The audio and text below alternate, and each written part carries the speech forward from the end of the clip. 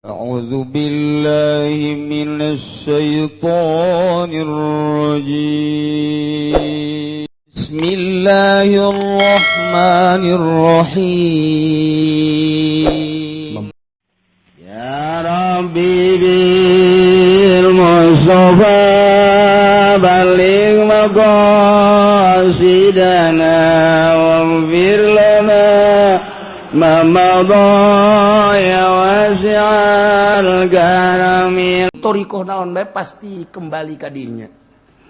Torikoh Qadiriyah, Tijaniyah, Utsmaniyah, Naksabandiyah, Qadiriyah, Naksabandiyah, Khalidiyah, Torikoh Tijaniyah, Torikoh berbagai-bagai. Seluruh torikoh kabeh kembali ke pos weta supaya yakin. Ieu atuh lamun geus datang ka yakin mantap. Geus kudu aya nu nuntun, mursyid ngaranna. Teu meunang sambarangan.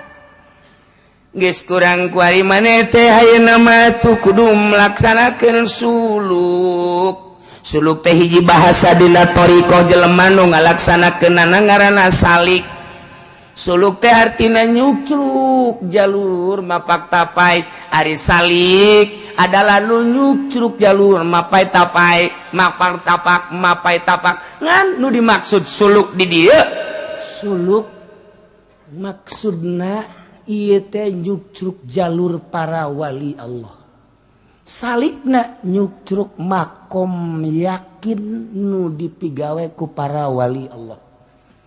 Geus atuh kuariba suluk jelema nu salikna nu ngalaksanakeun makom yakin deuk menuju makom yakin dina asma Allah. Engke hayang datang kana sifat, engke hayang datang kana zat, di mana geus beres dina asma bakal datang kana sifat, engke bakal kana afal. Asal geus kaharti asma jeung sifat jeung afalna bakal kaharti zatna, yakin kana. Jadi mau yakin mah kayak kurang dibuka-bukakan ke Gusti Allah. Lamun urang geus datang ka yakin mah, buka mata urang nu ieu, dedeulean mah lain nu ieu. Cili urang nu ieu dibere dedengian lain nu ieu, geus yakin mah beda. Ambean urang nu ieu tapi engke dibere ambean nu lain ieu dibere henteu selalu dibere. Di mana hayang? Di mana teu hayang osok dibere, ngan urang embung. Geus. Dibere dedeulean ku Gusti Allah tuh. Jadinya lagi kaget, ya Allah kok dibere kos kieu? Kok dibere kos dedeulean nu lain dedeulean nu biasa. Dedengian nu lain dedengian nu biasa. Aambeun nu lain aambeun nu biasa. Sidina Umar bisa neuleuh bala tentara nu aya di Yaman, coba bayang. Cak Sidina Umar naik Al-Jabal. Kadeuleukeun ku Sidina Umar bala tentara teh ieu dihandap sedangkeun musuh nyerang. Cak Sidina Umar teh sia lamun kaburu ka musuh datang ka dinya bisa kaserang. Hei, Al-Jabal, maksudna naik ka luhur, kabeh sahabat naik bari nanya, "Woi, suara Sidina Umar tah mah?" Suara Sidina Umar. Sidina Umarna di Madinah. Kadeuleuh ku Sidina Umar.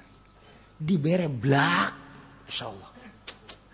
Aya tamu datang namu ka Sidina Utsman. Cek Sidina Utsman, tadi mana di jalan zina. Hah? Zina. Masya Allah ngerasa bahwa nyana tadi di jalan teh aya awewe ditanya terus dirada dipaksa dideleu gitu. Berarti kan zinah mata. Cak sahabatnya Masya Allah Kangjeng Rasul geus teu aya, tapi aya nu seperti Kangjeng Rasul. Bisa deuleu kulana di mana? Sidina Utsman cuma nangis, ya Allah ya Rabb. Poho. Bisa kadeuleu tah? Mata-mata jelema anu jelalatan teh bisa kadeuleu. Bisa kadeuleu. Aya gambaran di mata. Itu aya sarwitian mata. Kadel, katempo. Gitulah jelema geus boga yakin. Masya Allah. Moal Ki Balam bin Ba'uro geus boga yakin ketika yakin teh dicabut ku Gusti Allah, aras goyang mun ngadoa. Muridna bisa hiber. Masya Allah karim. Kos gitulah ilmu yakin. Geus lamun ilmu yakin mah kumaha tah mun geus datang ka ilmu yakin? Suluk. Sesuai jeung perintah guru dina Asmaul Husna anu kuari ngan dijieun 9 makom. Lamun maneh geus datang kada 9 makom, hiji makom ge geus boga rasa. 2 makom komo geus datang ke 9 makom geus hirup bisa hiber ka mana ge rahimallahu ahi cek Kangjeng Nabi buka ngaramatan Allah kadulur kurang Isa lau zada lamun tambah keyakinan lama syafil hawa niscaya nyala lempang di awang-awang cek Kangjeng Nabi beuh dulur kurang nu ngaran Isa lamun tambah keyakinan bisa hiber puara tah kos sekarang itulah ahli-ahli Allah geus lamun jelema geus ibadah datang kadinya moal aya anu dibudap dimodif moal aya haram jadi halal halal jadi haram teger bae Allah nu di dalamna lain duit lain dunia lain jabatan lain tata lain kemuliaan lain keagungan hiji Allah ngeunah teu geurah ku masia aing mah parentah Allah nyampe ke titik sakitu karasa ku sia menang hidayah sia teu karasa sia acsana sia cilaka ujianna. Ih, aing mah moal ngaji cenah ka Cilongok lah kos kitu mah tah lolos. Can wanita ada sia ngaji ka dieu. Aing mah ditahan teu naon henteu mere duit tilok sia. Emang sia. Tuh cenah kiai mah hayang dibere. Tuh sia lain hayang dibere mere ge tilok. Aing mah lain maksudna aing hayang dibere atau henteu sia sok mere tah henteu. Atuh henteu cenah ngajina ge di Tangkal Buah. Teh teh karasa pan ku sia. Ngajina di Tangkal Ambon. Kitu mah cenah kiai hayang dibere ulah nyebutkeun kiai hayang dibere henteu sia geus merencak. Can jaknya ada atuh urusan hayang dibere hayang henteu mah teh urusan aing mah kumaha aing jeung Allah ai sia cicing aing mah boro-boro mere wau ge henteu atuh bukan sia badak nu di luar mah eta mah lah sok nu luar teh sok bisa bae henteu atuh geus kuareng teh di aku deui geus kabehan lah nya di luar gitu amat sih atuh kitu bae eta mah gak jenuh kiai nah yang dibere urusan yang dibere jeung henteu teu urusan aing salah aing bener-bener aing siang geus jang pere heueuh nya tuh encan cenah wau ge henteu embung lah embung wau geus dipentak gak ada deh tah ieu kan gulak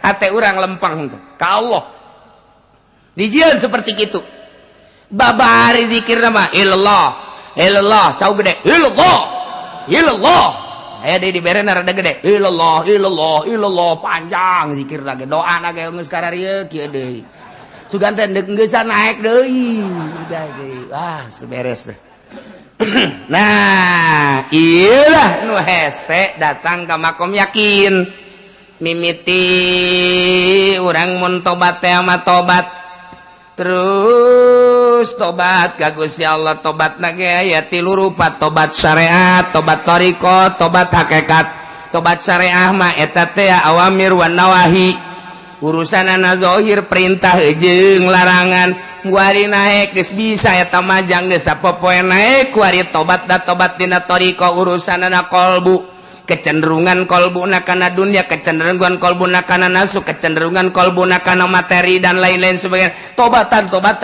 lempengkeun ka Allah melalui tafakur jeung muraqabah naik set datang ka roh tobatan tobat hakikat ngaran lain bantrak-bantrakeun kobo geus karolot bantang ka modar sanwal bisa tah moal lain pabagatan kudu pepegatan heula jeung dunia pepegatan heula jeung makhluk pepegatan heula jeung karamean jadi berarti cicing sorangan teh indah baturna teh ngan sakadar tasbih Allah baturna teh sakadar Quran maca Quran baturna sakadar kitab eta lah nu jadi batur kabelah dituna hiji we nu jadi batur Allah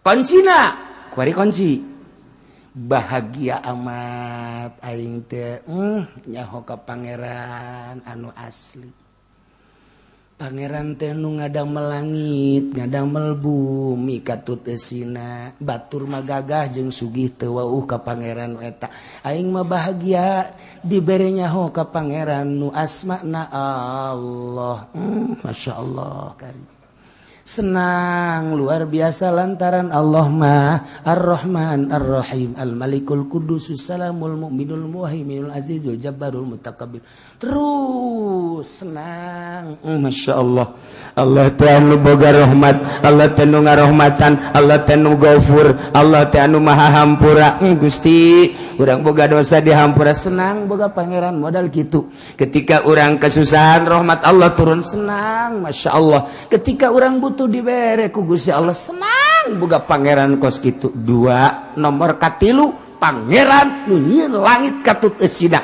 anu mawa rahmat selalu ngarahmatan selalu babarengan jeung aing. Ya Allah di mana innallaha ma'ana Allah teh bareng jeung urang wa huwa ma'akum aina ma kuntum Allah teh bareng jeung urang di mana bae urang ayana. Innallaha ma'al muhsinin Allah babarengan jeung nu nyieun hade. Innallaha ma'as sabirin Allah babarengan jeung nu sobat. Aing mah tenang sebab bareng jeung Allah nu nyieun langit jeung bumi. Geus ka mana moal sieun. Ka mana moal sieun sebab geus boga rasa.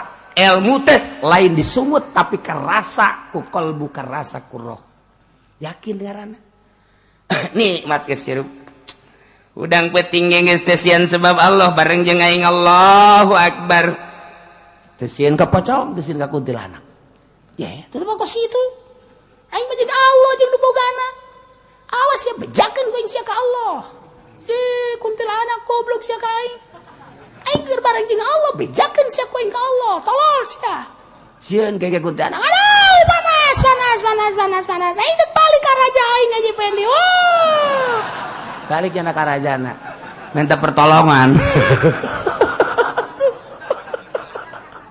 Ya Allah, ya Rabbi pocong gitu kene. Aing sia pocong aing jeung Allah ya. Ulah sembarangan sia. Langsung indit pocong. Jet, sieun kami. Urang dak dileuweung sorangan. Aya bae tah buaya. Oh. Di mana sia buaya? Calangap. Aya sia gara calangap. Sia makhluk Allah, aing makhluk Allah. Ye, Allah na keur bareng jeung aing. Awas sia. Sia bicara calangap ge, sia teh Allah, Allah keur barengan jeung aing. Nah leos ujianana buaya geus. Maung. Bejakeun ku sia. Ayo sia ngalalag aing. Awas sia. Goblok. Sia makhluk Allah, aing makhluk Allah. Sia teh ya nang nyalangapkeun Allah. Aing teh keur babarengan jeung Allah. Bejakeun sia ku aing ka Allah, ha? Langsung nutup sini. Sok keur bejakeun. Sok. Kuari urang coba ka Taman Safari.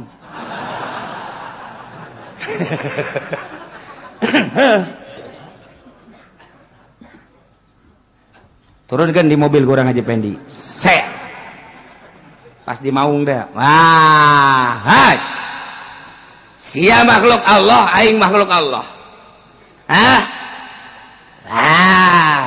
Iya makhluk Allah. Aing makhluk Allah.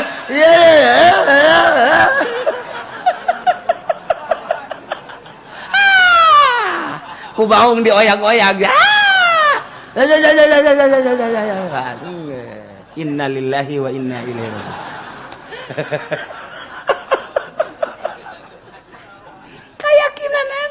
Keyakinan mah di dieu tah di kolbu. Jadi urang teh ya ibadah datang kayakin puncakna keyakinan ialah cek Imam Ghazali ti Kangjeng Nabi terrealisasi tentang pembenaran urang terhadap Allah. Datang ke mana urang ngabenerkeun Allah eta yakin. Ulah waka kanu kos kitu renen teh mah luhur teuing. Dina perebah rezeki bae heula. Wa ma min dabbatin fil ardi illa 'alallahi rizquha. Setiap nu kumalandang di alam dunia ieu teh Allah nu ngarizkianana. Eta kecap saha? Kecap Allah. Sia percaya ka Allah bahwa Allah pangeran percaya. Eta sia yakin, eta sia percaya bahwa eta ayat ti Allah. Yakin. Sanu ngomong eta Allah, yakin mah cantang tuh. Percaya bener, percaya nama bener, yakin cantang tuh. Tak gerak. Mulai kurang guaridet, mulai orang magahan ngaji, tong trong. Ngaji jeung budak. Kadang ka imah, Kak, jauh beas. Wa ma min dabbatin fil ardi illa 'alallahi rizquha. Baca habeka nu embah. Seubeuh moal ge Kak. Ayo baca deui. Wa ma min dabbatin fil ardi illa 'ala Allahi rizquha. Ya lapar keneh Kak.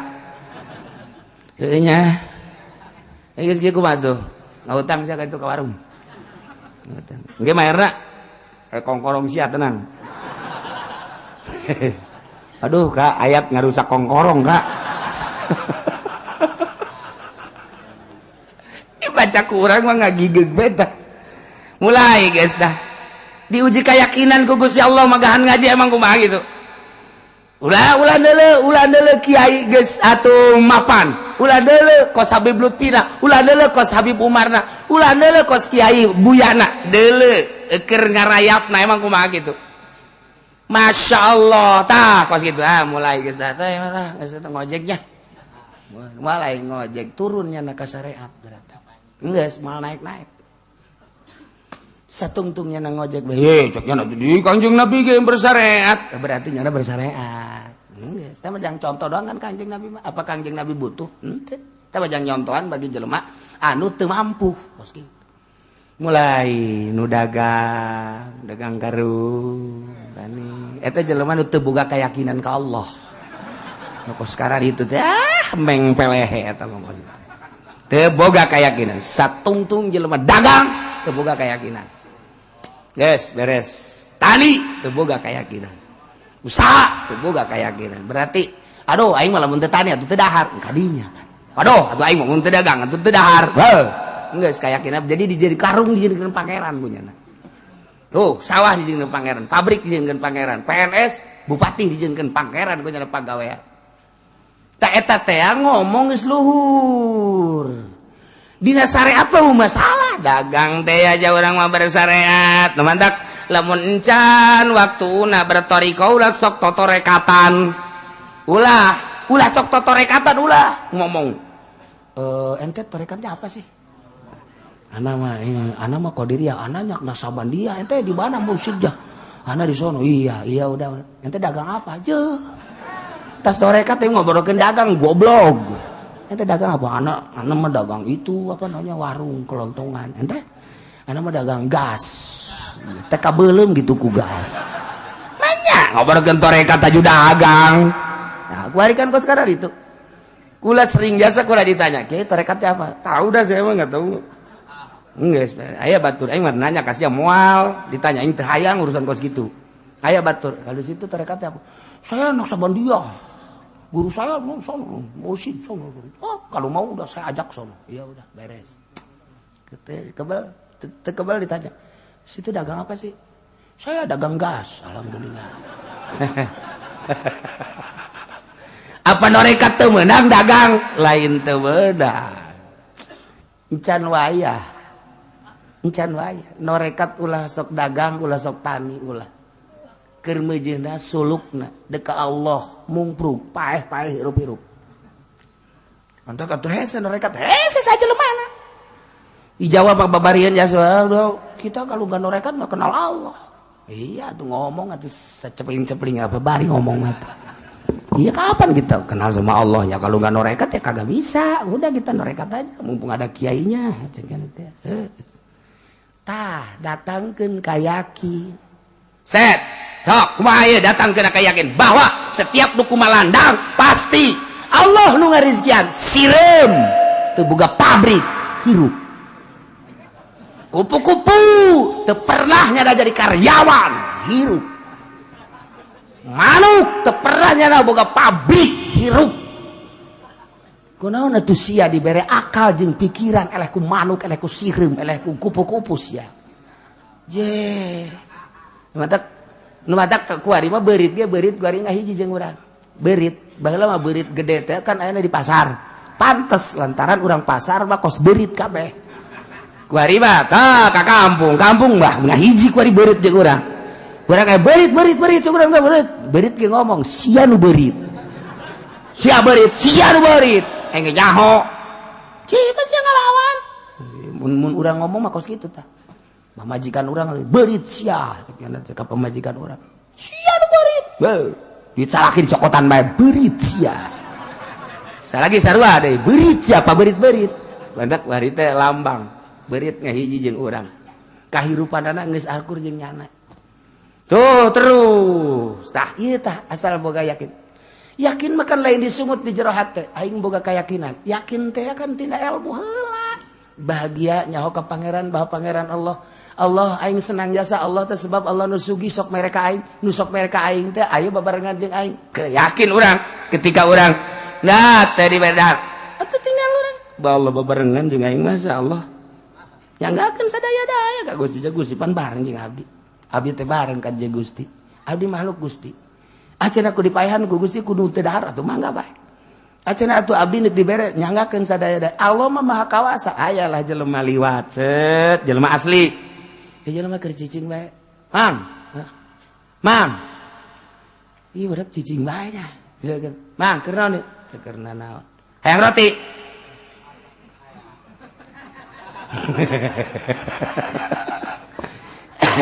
Tergantung keyakinan lamun nya keyakinan datang oh ieu meureun ti Allah datang roti datang hayang dia dibere 2 datang ka dinya keyakinanna mun aya keyakinan leuwih luhur mang hayang roti cicing bae hayang mah geus kumaha Allah bae mun ditawaran coba hayang jawab kumaha ieu budak ditawaran cicing bae penting bangun lapar tinggalkeun bae tah los jang sia berangkat kan tinggal urang ngadahar keyakinanna encan luhur keneh eta mah sakitu bae mang euy mang bangun lapar ya cicing hayang dahar tah roti hayang cicing ieu budak lamun ditinggalkeun asana paeh sanajan dibere roti heh ka babaturan ka dieu pang nyalangapkeun calangapkeun bere roti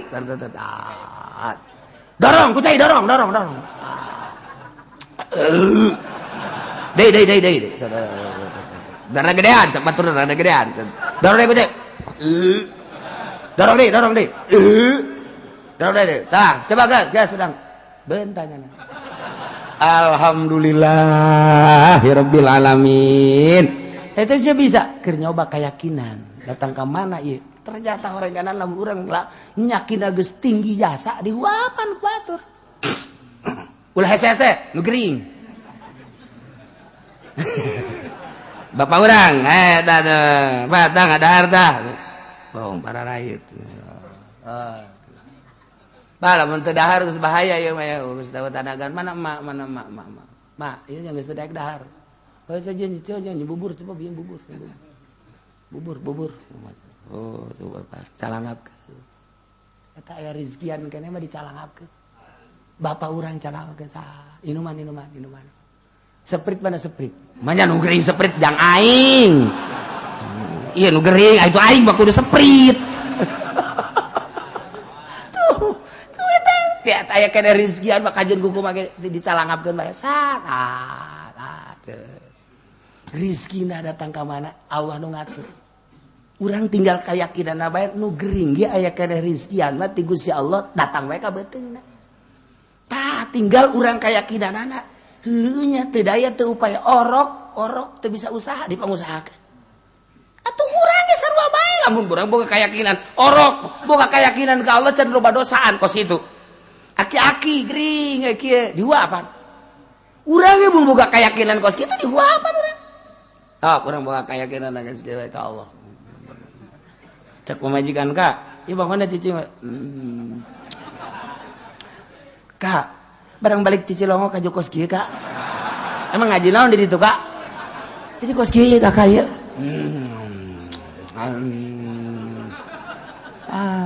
cek pamajikanna aing sieun tinggalkeun ku aing goblok mana ditinggalkeun aing pae sorangan pamajikan lain teh ditoel ku Allah sebab janana yakinna lalagaan nyana lalagaan lain deuk nyoba diri ku sorangan ka Allah nyoba ka pamajikan coba pamajikan ka aing ngaladenan tante atuh moal bisa kuduna ka Allah ulah ka pamajikan lamun urang tawakkalna ka pamajikan salah coba pamajikan aing ngaladenan aing tante salah ka Allah sebodoh cek hati aing mah deuk ka Allah bae deuk indit deuk ini sebodoh Allah moal ge ka pamajikan ge engke ge nyana ge ngagerokeun anakna itu abah sia tas ngaji di Cilongo jadi kos kieu emang ngaji naon sih tadakeun coba ka babaturanna tadakeun oh ngaji torekat bah ulah ka ngaji torekat atuh jadi kos kieu ye dicalangapkeun minuman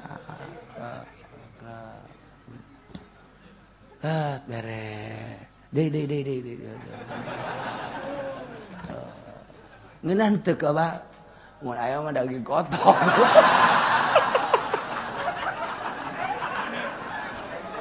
Sial, ieu pulah pilih sagala. Teu jadi mah dorekat da.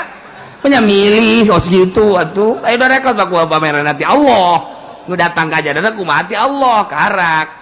Nah, tapi lamun nyana geus bener-bener sesuai jeung petunjukna engke ge moal katahan ka jeung kumaha geus sebab aing tenang jasa boro-boro babarengan jeung Allah nu bogana kakarak bareng jeung sugih bagi urang geus tenang jasa aing bareng jeung si anak tenang jasa tah iyalah walillahil asmaul husna ngahaja kukula teu dicaritakeun secara spesifik besi diturutan ai kiai onom jeung santri nurutan ge geus aya modal ieu bahasa tukang karung nu karari itu patut tungtung nama pan ngamalacin bah emang enggak dagang lagi enggak aban norekat sekarang itu karung mau dikemanain bah udah bagaimana Allah aja bakar-bakar dah ilmuwan mah udah bakar muka mana apa mau udah muka Allah aja sapoe dua poe jana kuat ya kan seminggu bah ini gimana ini kesononya emang kenapa akan itu dapur gak kebul gimana Allah aja udah kalau gimana Allah mah udah saya mau pulangnya pada pulang semua sini ada sendiri sama Allah ya jangan atuh gua sama Allah juga gak kelihatan berarti kan itu ilmuwan Ewaluan bakal kos gitu, mepet bayarnya nami lu balik. Iya doa ilmuwan makan aja. Aing mah berkeyakinan Allah bareng jeung aing. Hei, pan Allah mah gaib, justru aing teh endek ngarealisasikeun pembenaran aing terhadap nu bahagia aing. Allah teh nyieun langit jeung bumi aing supaya ngarasa bahwa ieu da dabelan Allah. Ieu mah kakara caritaan doang. Allah teh Rahman, Allah teh Rahim. Aing mah hayang kena karasa bahwa Allah teh Rahman, Rahman Allah teh kena karasa ka jantung aing. Rahim Allah teh kena karasa ka jantung aing. Coba aing mah hayangnya moal ngan sakadar dibaca ya Asmaul Husna tapi kena karasa ku diri aing. Ku jiwa aing geus babor sia kabeh aing deuk jeung Allah. Geus leuweungan disengseurekeun ku batuk. Jadi disengseurekeun we keur jeung Allah ieu. Dihina ku batuk basen dasarek sia gain aing keur jeung Allah ieu. Lamun terus tah secara spesifik tah di antara Asmaul Husna ngaran-ngaran Allah engke ditarurutan kudu teu ngaji cilaka aredan kabeh. Aredan ieu tah mangdak ieu dicuptek lantaran ieu besi. Oh kieu. Padahal mah encan guguru, salah. Mangdak jelema ngaku torekat kayawan, encan guguru kajen kukumaha ge atau gugurna teu anggeus. Di deuleu langkah-langkahna, di deuleu zikir-zikirna, encan. Komo hajunya ngaijazahkeun zikir mah encan salah fitnah kajeun kumaha ge zikirna lain berarti ulah tapi ulah mengatasnamakan tarekat zikir biasa bae lamun nya mengatasnamakan tarekat berarti geus kudu aya makom-makom anu kunyana dilewati sedengkeun kanyahoan ku ahli nama lain tah mah kajeun kumaha ge tah ieu cilakana kuari teh geus ngamursidkeun sorangan kula mursid di mana Haji Mursid ganti mursid naon itu sabodo sia Haji Mursid mah tah ieu aju kuari mah barang jadi ahli no aja torekat teu wau jeung jelema emang kudu kitu barang kuari geus torekat kehidupan lain kitu antara keur suluk jeung geus jadi kudu berbeda ialah Asmaul Husna walillahil asmaul husna ngan ngahaja eta henteu spesifik cara-carana beusi ditaluturkeun ngan engke geus datang ka yakin berarti geus aya rasa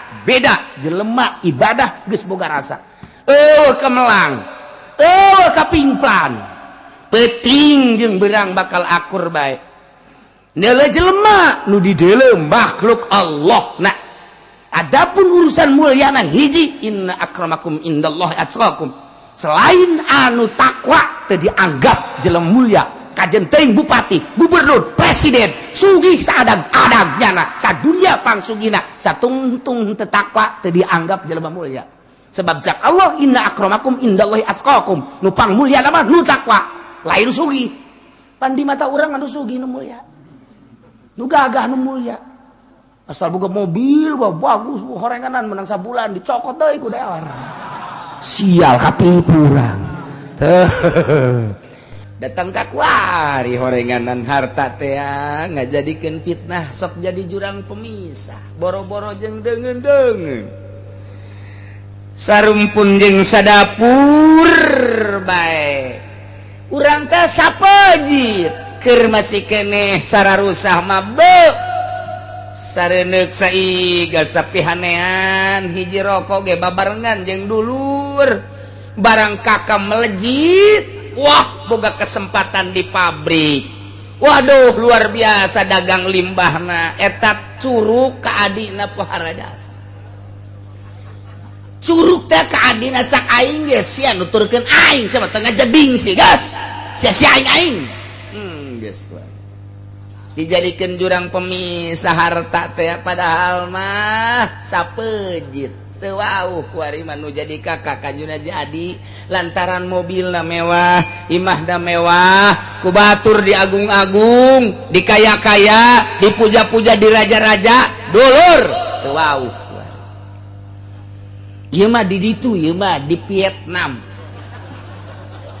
kos kitu eta mah di urang mah teu paling ge paling berbau-bau Vietnam kos kitu eta kamari ieu mah keur carita sapejit bae masyaallah kacai jadi saleuwit ka darat jadi salogak sareneuk saigal sapihanean lantaran jadi dulur barang kuari jadi DPR teu nyileuk sabelah mata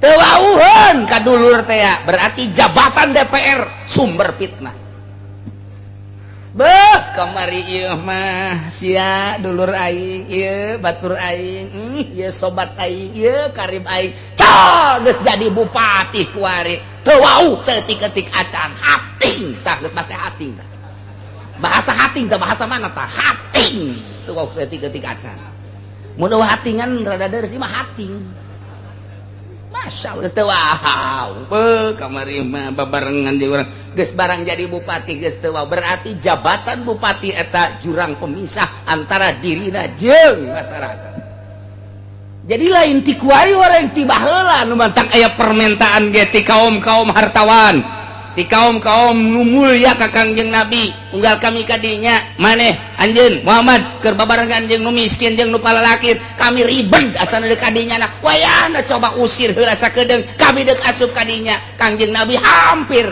ta eta teh fitnah berarti geus jadi sumber fitnah teh hiji harta nomor kadua jabatan datang ka kuari tah mah kos kitu gede teuing bupati mah RT aduh kerjaan jadi RT mah biasa bae waduh barang jadi RT masyaallah ngomongna ge sia teu sopan emang aing naon pan aing teh raja di dieu aduh raja koang-koang RT Gusti Allah aduh masyaallah aduh tah eta teh jurang pemisah nu kos kitu teh tah kuari ge kiai teh anu ngadeukeut anu kos kitu mah aya jurang di sarua bangsana tak kiai ge pan kiai mah kuduna beuki luhur beuki tawadu lantaran nu di deuleuna teh kiai mah pare di mana-mana pare teh kaluhur can aya bener can aya eusian di mana geus asian tungkul eta pare di mana ngacung deui berarti tah kos kitu teh ge kiai asal anu tulak cangkeng bae ngacung teh pare gambung teh kiai mah tungkul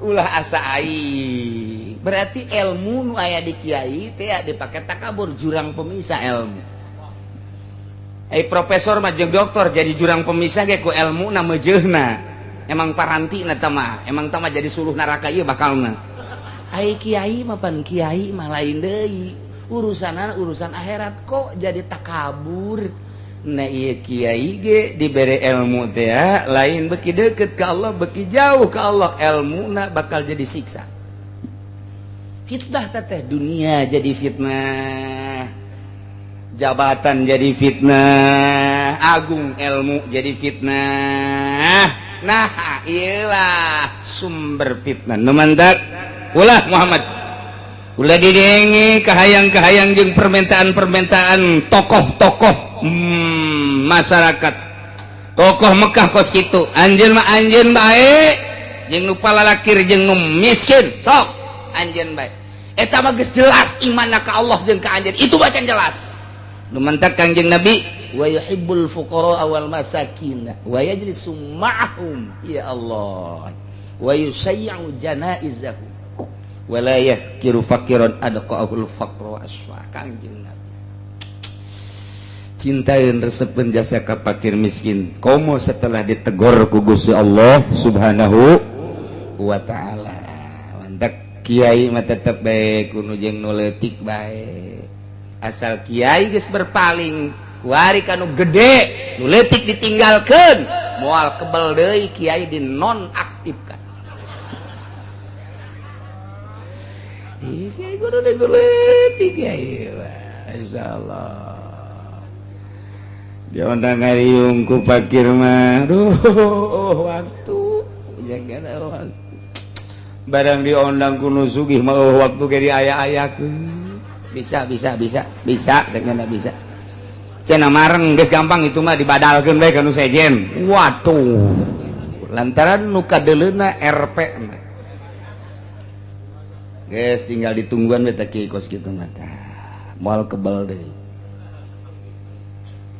tah ieu teguran ti Gusti Allah alhamdulillah Kanjeng biasa deui stabil deuna wa kadzalika fatanna ba'dahum bi ba'd kitu kene fitnah nu tadi dicaritakeun teh fatanna kami nyoba cek Gusti Allah ba'dahum ka sawareh manusia bi badin nu mulia dicoba kuno hina nu sugi dicoba kuno fakir nu gagah dicoba kuno lemah maksudna dicoba teh dicoba kuari kumaha cara menghadapi situasi baheula mah situasina situasi dakwah Kangjeng Nabi antara iman ka Allah jeung ka Kangjeng Nabi teh heulaan mana nu mulya jeung nu hina nu sugih jeung nu fakir anu gagah jeung nu lemah nu mantak bian qadimnahu ku kami ayeuna mah cek Gusti Allah teh ieu dimusabaqahkeun dilombakeun diheula-heula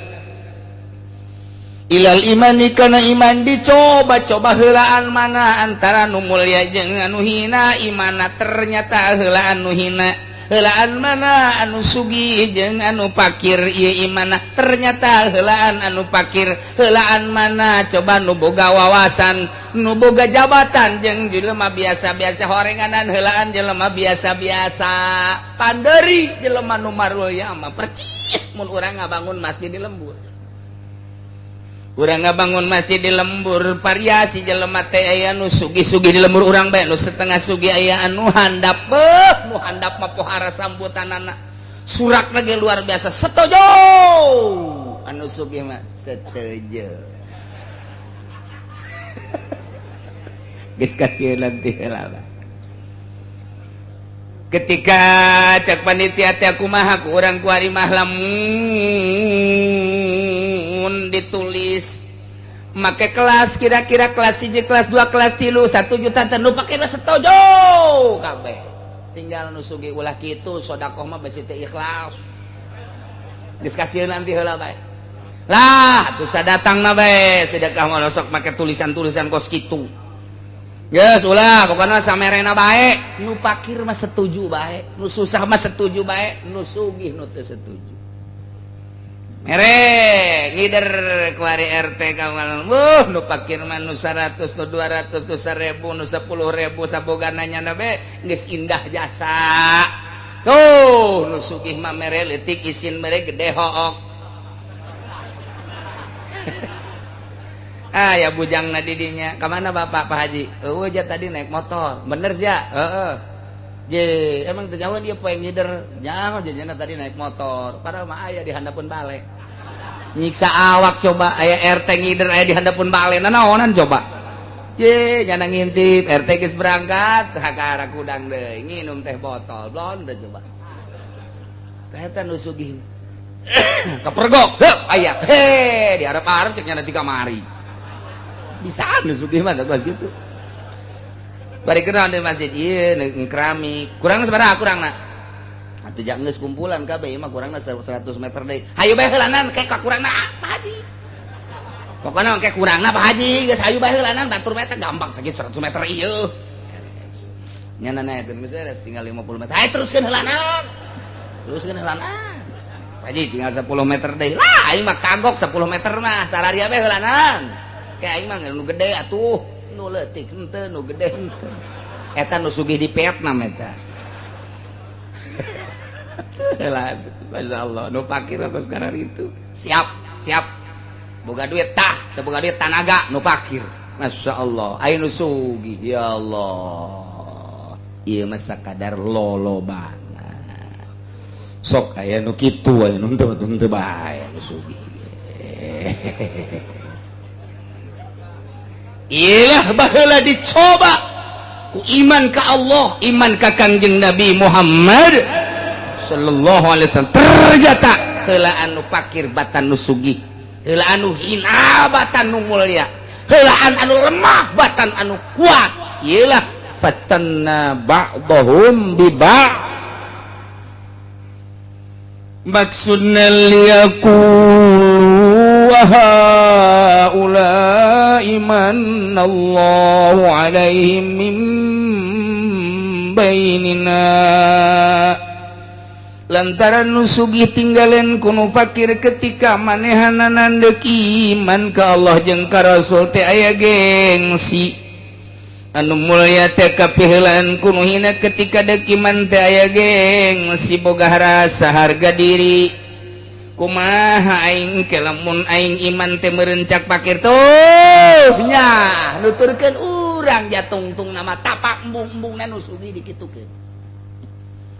Ketika nu gagah deuk iman ka Kangjeng Nabi geus aya terbersit di jero hatena mangannya na kulantaran kapiheulaan kuno hina. Engke cak nu hina teh beusi diomong tuh tungtung nama aja nuturkeun urang pang embung-embungna nu gagah nu mulya nu sugih diomong kitu. Embungan ceulina ngadenge kos kitu. Lantaran ku embung-embungna gengsi dipasangkeun daripada ngadenge omongan kos kitu deun teu iman aing mah. Nu sarugi teh kos kitu masyaallah naudzubillah min zalik wa min zalik. Ngagugulung sugih, ngagugulung mulya, ngagugulung jabatan akibatna kufur nyana teh ka Gusti Allah. Gusti kahalangan ku dunya, ku jabatan, ku mulya. Eta lah nu ngajarikeun jurang pemisah. Urang mah indah jasa lamun aya nu sugih bisa ngahiji di lembur jeung nu susah. Ayana naon hayu silih bantu asana indah jasa lembur teh bersinar. Mun aya pejabat di lembur eta teu kahalangan ku jabatanana jeung masyarakat ngahiji be manehanana mah padahal mah nya teh jenderal nu sabenerna padahal mah kapten sabenerna mah tapi ketika babarengan jeung masyarakat mah biasa bae padahal mah nya mah besekda padahal mah nya mah bupati tapi ketika babarengan jeung masyarakat biasa bae padahal manehanana mah kapolres tapi begitu ke masyarakat biasa bae eta indah jasa hirup kos kitu. Ieu mah lain kitu Pak. Hei, nganes ya? Nulu-nulu ka aing pan aing lurah. Goblok teu budak. Deuleu meureun lurah aing ieu. Deres sama lurah mah. Hai, ka mana sia? Ka ditu Mang Haji. Mang Haji kiai. Deuleu meureun aing kiai di dieu. Teu ka deuleu Gus ya. Menta rokok tuh. Jare tungtungna teh kiai blon. Eta kiai Golkar. Dulai Golkar moal atuh. Kajenting hayang 1000 hayang moal menta lamun lain kiai Golkar.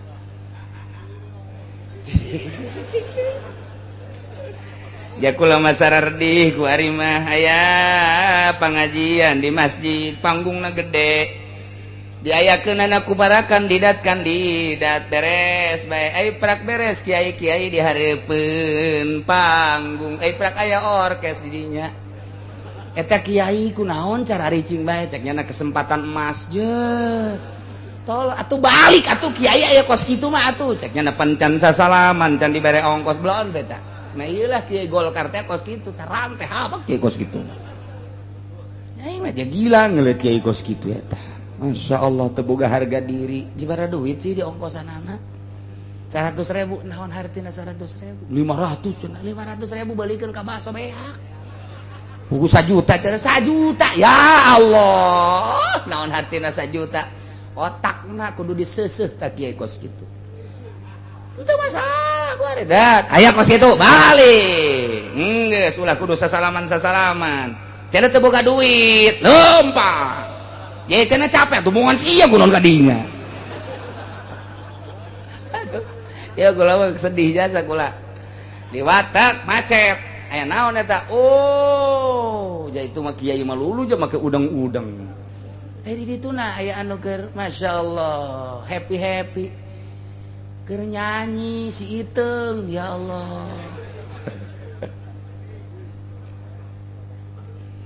akibatna nu sararugi jeung anu gararagah teh ngomong bariin karmanehna lamli alkibat liakulu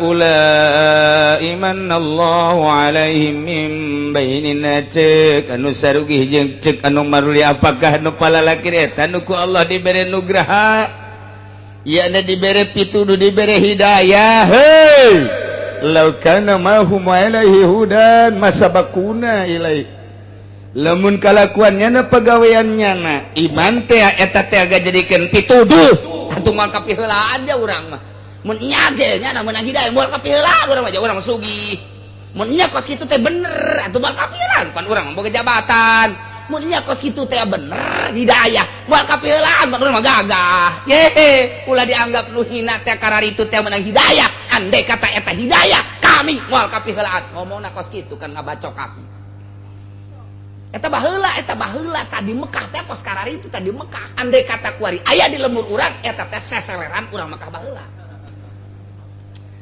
kulawan jadi kararitu nya baheula percis kos di lemur urang teh yo mun eta kos kitu bedah teh moal kapiheulaan cenah eta teh bener kos kitu teh kunaon eta gengsi nya lantaran geus aya jurang pemisah ti awalna fitnah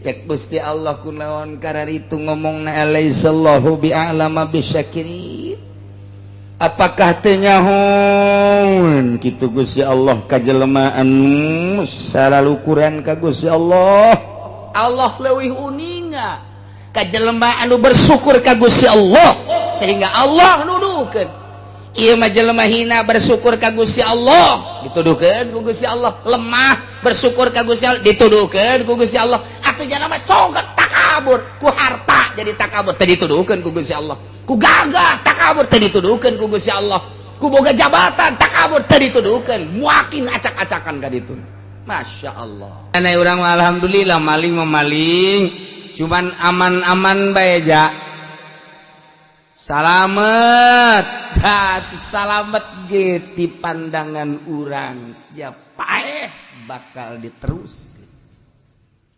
dilanjutkeun ke maling-maling urang teh ya bakal dilanjutkeun ke di Rabbul Jalil aduh nya ade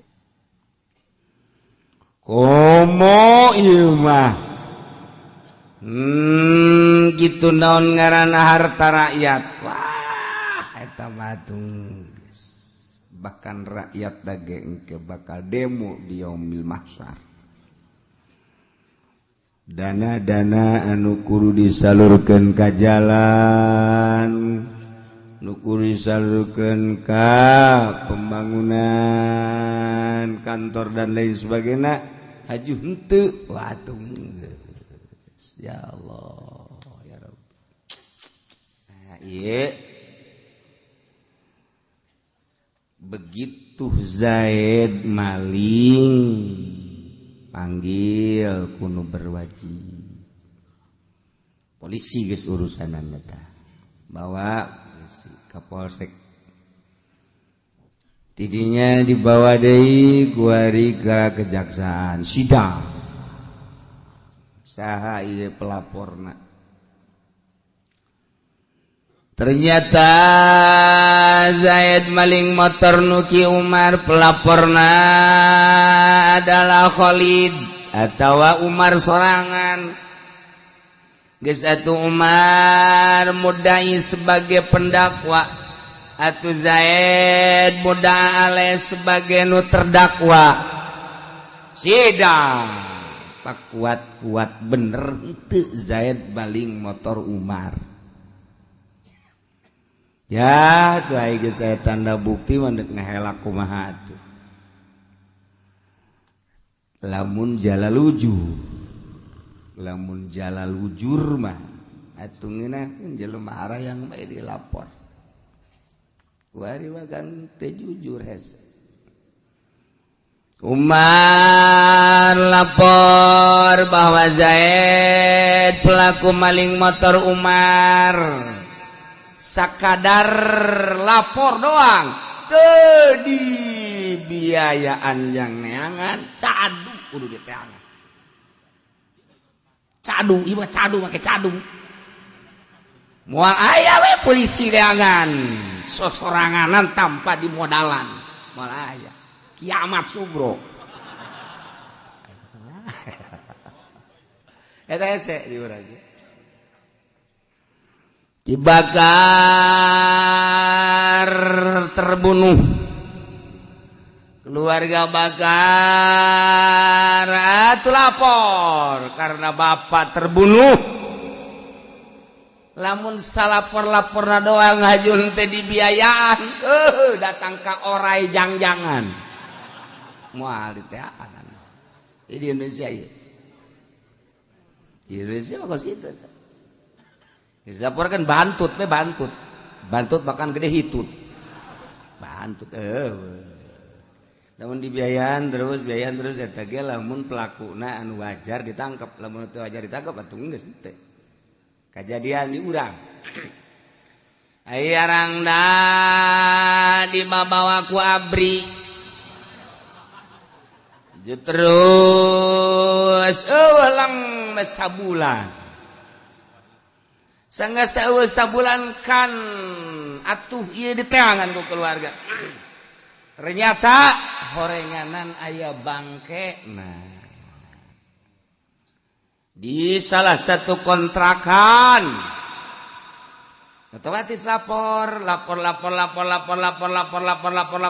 di duitan biasa tapi kulantaran atuh ieu saha pelakuna kan geus jelas sama kos sekarang itu melah bawa visum atuh geus beunang jasa tapi teu daek beunang-beunang dibiayaan geus beak puluhan juta teu daek beunang-beunang saha pelakuna di urang hukum teu jalan hukum Masya Allah negara gede makmur subur disebut dan negara hukum tetapi hukum teh ieu jang anu sararusah bae nu susah mah teu boga salah ge hukum emang kunaon ribet di Indonesia tadi batak urang hirup kuari di negeri urang tercinta di Ibu Pertiwi urang nu penting mah bisa ibadah ka Gusti Allah Subhanahu wa taala. Selama kos kitu hukum. Nu salah bisa dimenangkeun, nu menang bisa disalah.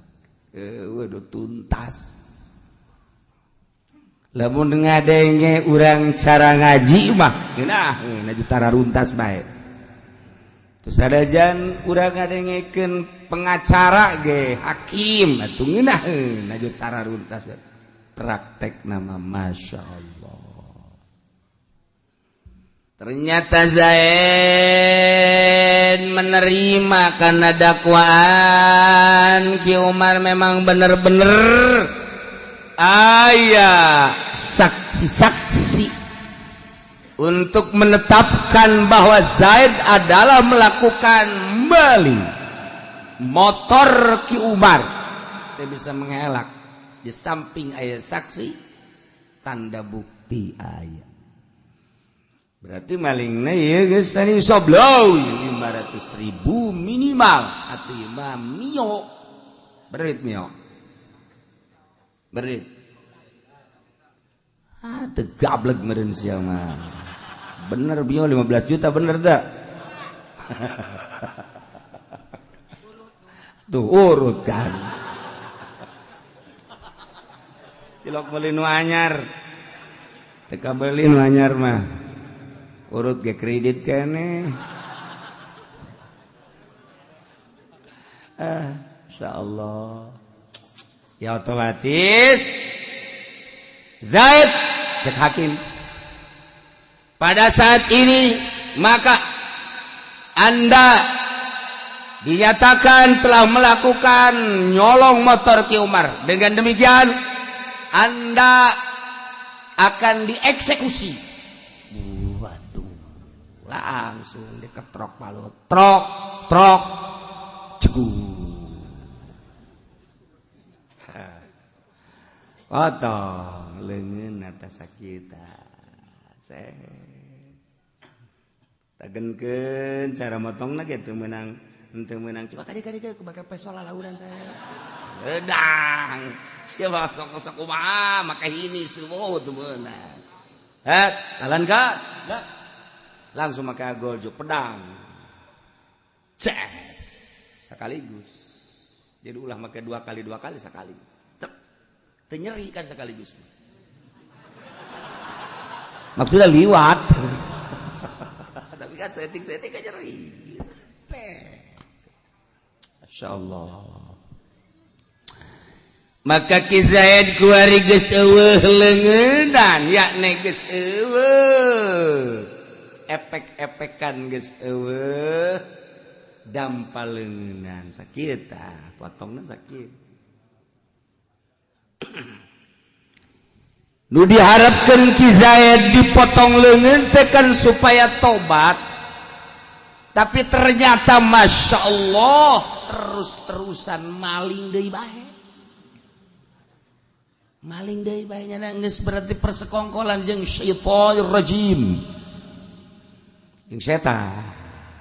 Ya Allah. Cek setan teh alat kamari mah keur apes bae. Atuh kan urang aya apes aya henteu. Ayeuna mah moal meureunanan maling nu ieu mah moal. Salamet kan gede duit nangeunah urang.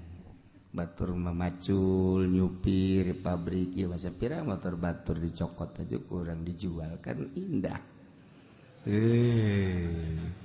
Eta lah nyanyian syaitan. Kenahin kan ke hatena, wih, oke aja, atuh bantak oke lah, atuh geus ayu. Terjadi maling deui atuh Ki Zaid teh kadua kali. Apes deui beunang deui. Ya. Zaid maling kedua kali apes deui. Setelah diinterogasi ternyata memang benar-benar melakukan maling kedua kali, maka atuh diponis deui untuk dieksekusi kembali, yakni fa in saraqa tsaniyan badaqat ya lamun maling deui kadua kali sabada dipegatkeun leungeun katuhuna wari parijluhul yusra suku kencak sapinggelang tesa mafsil tesa luk-lukan naon tanggal luk-lukan ka sakengkeongan lah sakitu tadi foto jadi iya geus eueuh katuh kencak geus diharapkan tobat. Tapi masih maling kene mah. Masya Allah si jelema. Puara-puara teh sih. Masih maling kene mah. Beunang deui beunang. Ieu budak apes dah sih mah. Apes.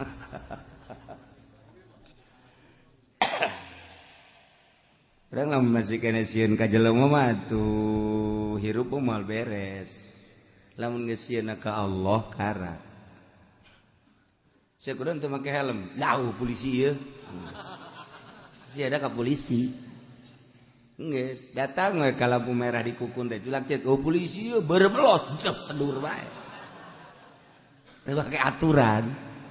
Tapi lamun jana make aturan, teu kudu aya polisi rek aya rek polisi mah aturan keselamatan. Ngeunaheun.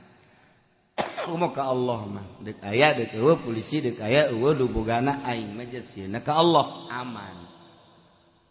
Tapi kulantaran atuh aya setan tukang niupan hate ka jelema pasek geus teu aman. Urang guari urang di aman di mana tuh salat bagi urang ngingket ka sendal aman teu sendal ieu teu aman. Jadi urang pabaligan teh loba. Zaid ngalakukeun maling ka 3 kali. Salisan setelah divonis ki Zaid dinyatakan jelas melakukan maling motor ka 3 kali, maka atuh ki Zaid mesti dieksekusi ka 3 kali, yakni yaduhul yusra leungeun kencang sakit leungeun ieu geus eueuh suku kenca eueuh ku ari ieu leungeun ieu geus atuh Zaid jak polisi teh geus atuh sia ulah maling bae pada teh geus beak masa balik deui bae ieu pan kula ge dititah ku bapak sia macam-macam bae aduh polisi mah kitu lah untuk kanyahoan mah geuraheun jada kerjasama mun kanyahoan mah eta hese urang nyaritakeun hukum patali jeung polisi mah capek di Indonesia capek narkoba atuh lamun bebeneran mah atuh di beresan jam malaya deui malaya ieu mah jambal aya ieu beunang cal di ditu itu beunang cal di dieu ieu beunang cal di dieu kumaha eta atau emang proyek polisi tamat proyek Robian rijluhul yumna Zaid ternyata geus ka 3 kali ge masih kene maling kene bae ka 4 kali beunang setelah beunang sidang dinyatakan bener bahwa melakukan nyolong ka 4 kali maka setelah divonis kudu dieksekusi. Naon ieu rijluhul yumna suku katuhu. Geus eueuh naonan? Ieu beak, dampal beak-beak geus. Geus insyaallah. Wah. Tah tidinya kakarak wa ba'da dzalik yu'azzaru sabada geus beres dipotong namun hiji-hiji mun dua-dua mun tilu-tilu mun opat-opat geus kabeh takzir wa yugmasu mahalul qatl takzir teh buang piceun kira-kira nyana moal bisa balik deui kuari mah hese ai keur ieu mah pan lamun urang di urang ieu di Cilongok dipikeun ka Lampung bae ka Lampung hese balik ka hese balik kuari mah dipikeun ka Lampung atuh babari ye dipikeun ka Lampung atuh balik deui ka dieu kuari dipikeun anu miceun can datang nya geus datang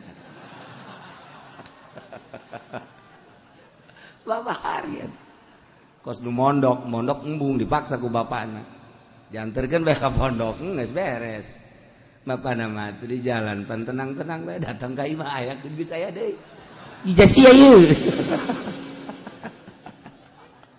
aduh tinggal bapak dah Masya Allah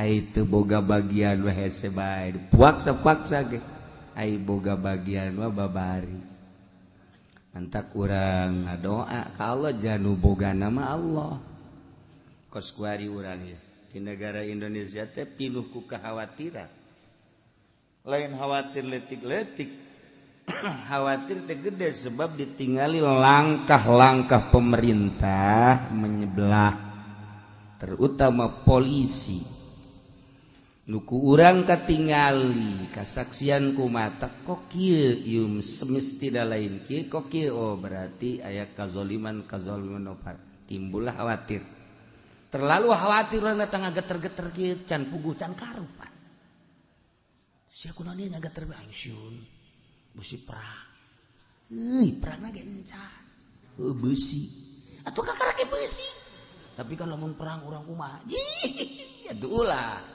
tenang-tenang ting deh ulah kudu kumaha tuh nu bogana Allah endek ngaributkeun ku Allah endek diperangkeun ku Allah endek diamankeun ku Allah urang mah nya sakadar tangan-tangan Allah sejuta kali embung urang perang Allah di lauhil mahfuz baheula geus nuliskeun kudu perang-perang bae sejuta kali urang hayang di lauhil mahfuz henteu atuh henteu bae jadi urang lamun bertauhid mah tenang ka Allah geunah ji atuh eta nu baheula kolot-kolot urang parareh geus bapak kolot urang pareh aki urang pareh atuh engke ge urang ge paeh deuk kumaha deui nu penting endek perang henteu perang urang aya dina rel agama Allah subhanahu sakitu bae aing mah paeh aya dina ridho Allah titik tenang kan kana hate ji atuh ulah pake kasih encan karuhan ulah pake kasih terlalu aman ulah ngadoa ka Allah aya jelema endek kawin diiring geus siap dasar lain jodoh nama teh jadi anu katabrak teh kan teh katabrak teh aya anu begitu geus dikembangan awewena kabur teh jadi atuh aya lain jodoh mah moal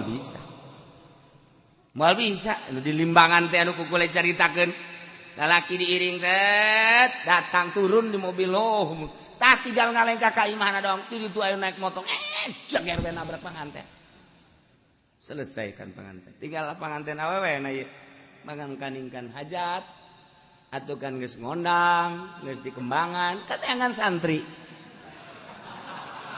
ya maksudna kan nu babari mah santri ayo santri sia daek geus pokona mah gratis we ayo geus jadi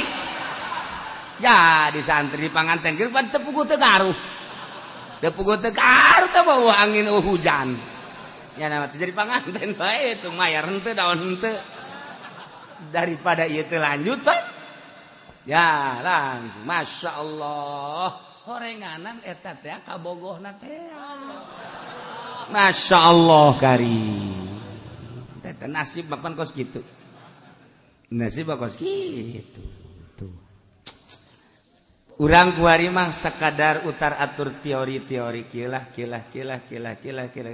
tetep bae teka luar tina aturan Allah subhanahu wa ta'ala ngan tetep teori-teori atuh ku urang syariat ngaranna ngan pada asli nama kembali ke hakikat tenang nu penting urang aya dina ridho Allah subhanahu wa ta'ala beres ya Allah nu kuari can perang can nu paeh aya can ge perang paeh aya tazir bican wa yughmasum mahallul qat'i celupkeun tempat pemotonganna nu dipotong ieu setelah ieu dipotong nah make minyak zait atau minyak kletik atau minyak anu geus dipersiapkan muglan digolakeun supaya tere cager diasupkeun ka dinya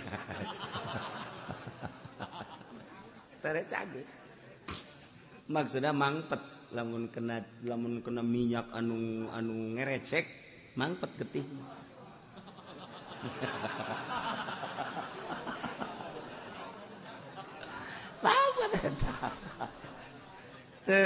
ya Allah yugbasu bahalul qati bizaitin aw duhnin muglan masya Allah karim wah emang kumaha gitu ya lalakona kan di dunia dilaksanakan aman di akhirat di akhirat aman cari aman di akhirat di dunia mah jangan mal kebal di dunia mah masya Allah di akhirat dia orang di dunia mah 50 60 paeh 70 paeh 80 paeh 90 paeh 100 jarang gen hirup geus teu bisa ditanya 100 tahun itu bisa ditanya terus kana orang. Ya mun ngomong ngacaprak bae pan. Geus 100 tahun ada kumaha?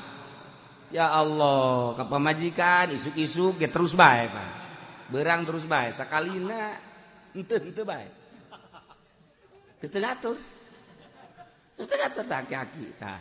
Nah, eta geus 100 tahun, 120, 100 komo atuh maka ditu tah. Bandingkeun jeung akhirat. Eueuh tungtungna abadal abidin wa amadal amidin. Urang di dieu mah sakadar sekian puluh tahun, di akhirat eueuh tungtungna. Rugi amat. Di dunia nu saeutik jeung sakeudeung ku urang pake maksiat ka Allah, di akhirat silakan. Duh, masya Allah. Urang mah kulantaran ngaji ya nu teu ngaji mah nu ngaji gerek marengkol bae. Di majelis bae kos bangun tarara saup. Di luar babajingan-bajingan ya.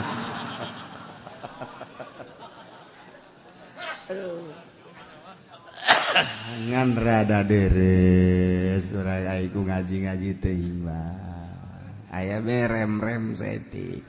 Mun maling teh mandek maling 1 juta jadi 500. Rada deres. Eta ge karem kene ngan kurang pakem. Aduh, mun ka awewe teh mah kan dizinahan ngan dicabak-cabak bae. Eta ge seru rem kene ngan kurang pakem. Remna. Aduh. Deres tah masyaallah kan. Kila cek sakal huwa cacimmatun lil hadi, menjadikan kesempurnaan gomsu teh kana had. Jadi ketika jelema dihad potong leungeun untuk menyempurnakan had mesti dicelupkeun kana minyak zait atawa minyak naon bae nu dipanaskeun. Allah. Wal asahu nurutkeun cekal asa annahu haqqun lil maqtu', ieu nyelupkeun teh hak ka jelema anu dipotong. Geus atuh kulantaran hak jelema dipotong, atuh pembiayaan meuli minyakna tetep kanu dipotong ge haknya anak. Jadi berarti lamun Zaid dipotong, nah ieu teh celupkeunana teh hak Ki Zaid, atuh nu meuli minyakna ke Ki Zaid, jadinya nu meuli jangnya anak keneh bae. Aduh ya Allah. Walil imam bi ihmaluh, meunang ka imam ngamuhmalkeun, nganggurkeun masalah celup. Geus lah cek imam teh cukup dipotong bae ge perban, teu kudu dicelup-celup meunang. Adapun urusan motongna wa tuqta'ul yadu minal qu', lamun leungeun ti pinggeulang wa rijlu min mafsilil godam, lamun suku tidak mafsilil godam, ros-rosan yakni tina enggon ki sandi-sandi na kodak, na sandi kodak. Wa man sarakum mirarun wallahu a'lam.